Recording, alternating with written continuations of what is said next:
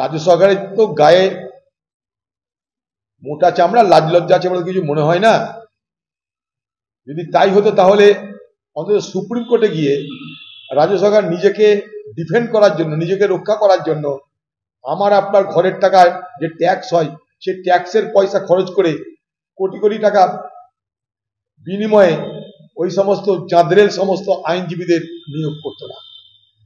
মানে কতটা চামড়া মোটাল, আমরা বলি গন্ডারের চামড়া, এদের গন্ডারের চামড়া থেকেও মোটা চামড়া, কিছুই ভেদ করে না, অভেদ্য চামড়া। সুপ্রিম কোর্টে আপনার যাওয়ার কি দরকার ছিল? পশ্চিমবঙ্গ সরকারকে বলবো, আপনি নিজে বলছেন সিবিআই, আপনি নিজে বলছেন 7 দিনের মধ্যে ফয়সালা করবে।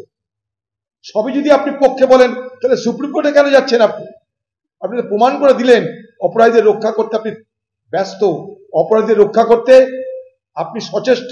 তাই আমার আপনার ঘরের টাকা দিয়ে বড় বড় সমস্ত আইন বিশারদদের নিয়োগ করে আপনি সুপ্রিম কোর্টে রাজ্যকে রক্ষা করতে চাইছেন। তার মানে আপনি আজও অপরাধীদের রক্ষা করতে, আপনি নির্যাতিতদের রক্ষা করতে নন, আপনি অপরাধীদের রক্ষা করতে।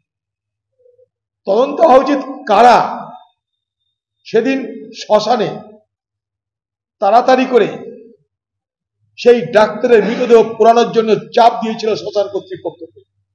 তারা তৃণমূলের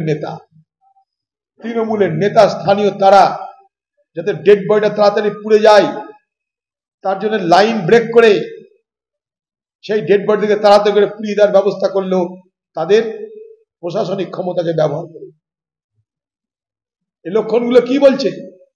উপর থেকে নির্দেশে সবকিছু হয়েছে, উপর থেকে নির্দেশ বিষয়টাকে ধামাচাপা দিতে হবে, উপর থেকে নির্দেশ সমস্ত তদন্ত গুলিয়ে দাও, উপর থেকে নির্দেশ আমার সম্মান যাতে না হয় তার ব্যবস্থা করো। তোমাদের খেতে দিয়েছি, পড়তে দিয়েছি, 75 ভাগ ধান্দা পকেটে ভরতে দিয়েছি, বাকিটা তোমরা সামলাও। উপরের নির্দেশে শুরু হয়েছিল অপারেশন ধামাচাপা, তাই এফআইআর নাই, আত্মহত্যার গল্প, শ্মশানে তাড়াতাড়ি মৃতদেহ পুড়িয়ে দেওয়ার গল্প সব পরপর আসছে। তদন্ত করতে করতে যদি অপরাধীর তালিকা বাড়ে, সেই অপরাধীর তালিকা নবান্ন পর্যন্ত পৌঁছানো উচিত বলে। বাংলা টুডে নাও